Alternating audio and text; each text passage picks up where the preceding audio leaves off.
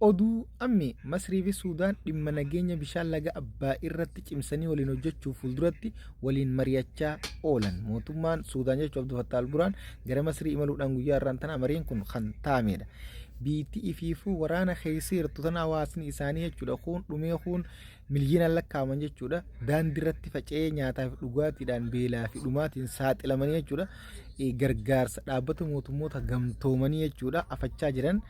Akkamitti jechuudha bishaan namaa irratti jechuudha Masrii wajjin mari'ata haa Suudaan waliis baasuma akkasuma jechuudha mootummaan Masrii yoo Itoon ulaa galaanaa harkachuu hin qabdu kan jechuudhaan halkanii guyyaa ciisa dhabaa jiru abjuu jechuudha addaan hin cinne tan hiikaas hin qabne abjoochaa jiru dhiyeenya kanaas gaasawuma jechuudha Dr. Abiyyiin gaagaa areewumsa laga Abbaayyaanii hidhaa laga Abbaayyaa jechuudha xumuraadhaan waa xiqqoo fi xumuruuf eebifamuudhaaf ji'a muraasaaf jechuudhaan gabaasee wal qabatee akkasuma akka Itoon ulaa galaanaa harkanneefamaayis Dr. Abiyyiin ulaa galaanaa harkachuudhaaf sochii godhaa jiru kan hordofee kan marmaaraa jirudha. Akkamitti jechuun ulaa galaanaa harkatti dheengadda Jabuutiin dhaqee qaamni ulaa galaanaa jechuudha hin qabne hin ta'in ulaa galaanaa irratti humna ijaarrachuus hin qabdu humna waraanaa ta'uus hin qabdu jechuudhaan kan mormaa jiru hanga ammaan tanatti tanaas jechuudha ni dhoorkinaa yaada jiruuf keessaa qaba.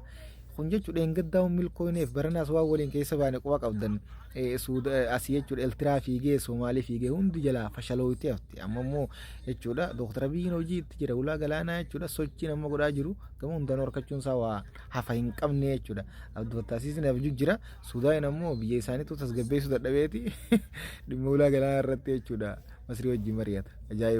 Kanatti aansuudhaan TPLF jechuudha bakka lamatti akkuma cabxetti itti fuftee jirti. Gareen jechuudha Dabrasiloon Gabra Mikaa'el durfamtoo hoogganamtoo jechuudha. Nuti paartiin teenya akka haareetti boordii filannootiif hin galmootu akkuma duraanitti jechuudha. Beekamtii hannuu qabaniif malee jechuudhaan mormaa jiru. Amma immoo gareen jechuudha Geetaachoo Raddaatiin hoogganamtu amma paartii haaree agartee miti. Jaaraa hundeessaa jiraachuun dhagahame jechuudha boordii filannoo kanaaf dhiyeessitee as keessatti galmaa'uudhaaf. Paartii Tigraay Liberaal Dimokiraatik jechuudha hundeessaa jira jechuudha boordii biyyoolessaa keessatti galmootee jechuudhaan eegamaatis jira. Kanatti aansuudhaan Jibuutiin jechuudha baqattoota yookaan jiraattota biyya isaanii keessa jiraatan kan seeraan alaaf irraa galchuudhaaf akkuma karoorfatetti itti jirti. Imbaasiin biyya teenyaan Jibuutii keessatti argamu jechuudha.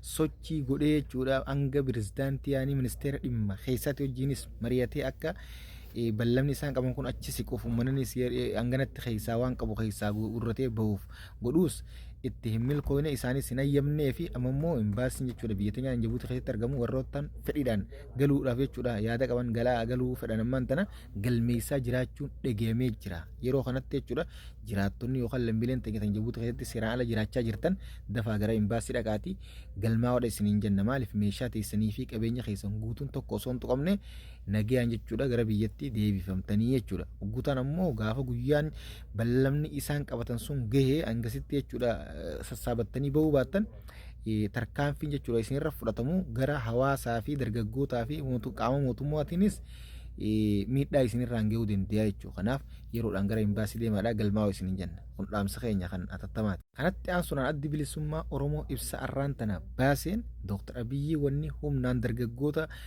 waraanatti oofuudhaaf gara leenjitti yaasaa jiru jechuudha. Waan paartiin isaanii dadhabdeef laafina isaanii agarsiisaa kanaaf dargaggoota humnaan guuraa jechuudhaan dubbatee jira. Ammaasiis jechuudha naannolee hunda keessaa dargaggoota humnaan guuruun ammaasiis kutaalee biraa walitti buusuudhaaf jeeti jira.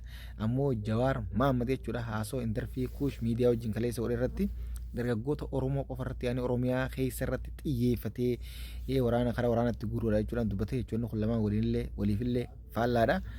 Haa ta'u akkasuma dargaggoonni jechuudha gara waraanatti immaan tana guuramaa jiru gariin kan humnaan guuramaa jirus ni jira gariin ammoo warroonni jechuudha amma guyyaa kana viidiyoodhaan miidiyaa kanarra deemaa jiru nuti fedhinnaa keenyaa fi biyya teenyaaf jechuudha qabsaa'uudhaaf raayyaa ittisa biyyaa taanennee leenjiif if kanninee jaanii jechuudha waraabamaa jirti viidiyoon gizee agarru warri humnaan guuraa jiranis ni jira dhugaadha hedduudha jechuudha kan anuu sagaleen hedduun keessan dhufte taakkanaati. Abiyyiin gaafayyoon isaa jechuudha akkuma waggaa hanga kana keessatti leenjii waraanaa leenjisaa jiruun jechuudha heddummina waraanaatiin kan duraan akka Afrikaatti sadarkaa torbaffarra jirtu gara shanaffarra ol buuse amma gama tokkoffarratti ol deemuudhaaf yaani tokkoffaa dhaquudhaaf sochii hedduu jechuudha gama leenjii waraanaatiin godhaa jira fakkaata. Kanatti aansuudhaan baankiin daldala Itiyoo jechuudha.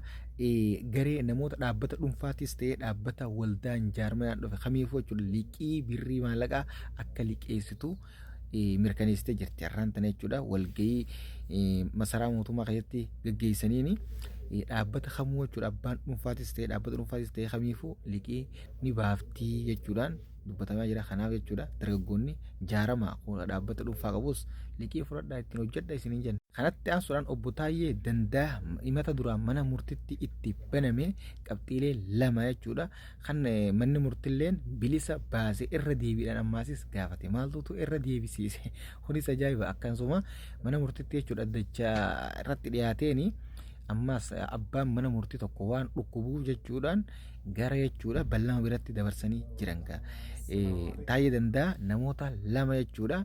Inni ragaadhaaf dhiyeeffate akkanaa dhiyaatan jee muummee ministeera Dr. Abiyyi fi kaantiibaa magaalaa Finfinnee Dajanee Abeebeeti. Kanallee poolisiin federaalaa jechuudha waamicha gootus isaanis hin dhiyaanne har'aas. Kanatti aansuudhaan pirezidaantiin Silxee kan duraanii kan ammaan tana itti gaafatamaa jechuudha biiroo galiiwwanii giddugaleessa jechuudha Itiyoo kan ture kaleessa makiinaa jechuudha asir goommaa yookaan gallaaba kanaan jechuudha makiinaan itti gufattee ajjeefame har'a awwaalchisaa gaggeeffameeti jira. Biyya teenya keessatti wanti jechuudha baay'inaan konkolaataan namni dhumaa ooluuf seerree jechuudha taraafiinni hedduu eegumsa giyaa godhaatis hin jiru. Konkolaattonni jechuudha warra konkolaachisuus sawwaaqonni shifeeronni jechuudha hayyamaa osoo leenjiin fudhatin jechuudha manuma ta'anii xalabatanii jechuudha bitatan. Kanaaf itti aansuun ammaasis akka malee jechuudha waan hin taane waan nama sakaraansaa waan sammuu namaa tuqaa dhuganiiti oofanii jechuudha. Kanaatu miidhaa hedduu dhaqqabsiisaa jira. Kanammoo taraafiin silaa ejjennoo jechuudha tarkaanfii fudhatee jechuudha eegumsa giyaas godhe baay'ee gaariidha seeras kabachiise. Daandii xiqqeenyaa wajjin gaafa gochoonni dilli kun jechuudha heddummaatu walaa konkolaatiin namni nama dhumaa jechuudha. Oduun biyya keessaa qaban kana fakkaata. Karaa oduu biyya alatti isin dabarsina. Indoneesiyaa keessatti paartiin jechuudha hooggantoota olaanoon ciccimoo jechuudha paartiin guddittiin biyyattii Falastiinotaaf sagalee taate jirti. Falastiinonni jechuudha biyya if dandeesse taate gajjaaramtee dhaabbachuu qabdi jechuudhaan sagalee isaanii jechuudha dhageessanii jiran. Kanatti aansuudhaan Saudi Arabiyaan ujjaajota jechuudha bara kanaa biyyoota baay'ee Eeshiyaa kanaa afurmoo kanaa fi jalqaba hayyamtee akka Indiyaa, Paakistaanii fi Bangladesh kanneen har'aan tan ammoo gara Makkaa seenanii jiran yeroo seenanitti simannaan waan taasifameefii jira jechuudha ujjaajota kanaaf. Kunis oduu baay'ee nama gammachiisa. Magaa ujjaajonni jechuudha addunyaa guutuu gara Makkaa ni imala eegalamtee jirti waan ta'eef sochi nama gara Makkaa karaa hajjii deemuu ujjaajota banamtee waan jirtuuf namuu jechuudha achi qajeela du'aadhaan dagateen naan ujjaajota rabbi isinirraa qeebalu. Kanatti aansuudhaan mootummaa Turkii jechuudha Erdogan guyyaa har'aan tanaa Xaaliyaan keessatti argama. Kanatti aansuudhaan mootummaa Yemen kan tumsa Falastiin ta'uudhaan yeroo ammaan tanaa sadarkaa tokkoffaarratti argamu haleellaa jechuudha Israa'el irra raawwate. Israa'eliif deebisaa laateeti jira jechuudha. Akka Israa'el guyyaa har'aan tanaa haleelee dubbii himaan biyya keessaa jechuudha Huutii gabaasee jira. Kanatti aansuudhaan kan xumuraa leenca Afrikaa jechuudhaan kan yeroo ammaan tanaa faarfamaa jiru dhugumaan hojiin isa faarsaa jirti. Pirezidaantii Burkinaa Faasoo kan warra lixaa jechuudha afaan qabachiisee halkanii guyyaa irriba dhoorkee jiru warra lixaa. Kana jechuudha dhiyoo tana gochaa jechaa irratti raawwachuudhaaf yaalaa turte warra lixaa aangurraa buusuudhaafis namoota hedduu jechuudha hiriira irratti kaasaa jirti. Guyyaa har'aan tanaa ammoo pirezidaantii Raashiyaatii fi Chaayinaan hundi si wajjin jirra jechuudhaan Chaayinaan deeggartee jirti. Akkasuma Raashiyaan ammoo humna waraanaa jechuudha ammayyaawaa leenjii eebbifame kana gara jechuudha Burkina Faasotti jechuudha Faasotti ergee jira akka pirezidaantii jechuudha Ibraahim kana eegan.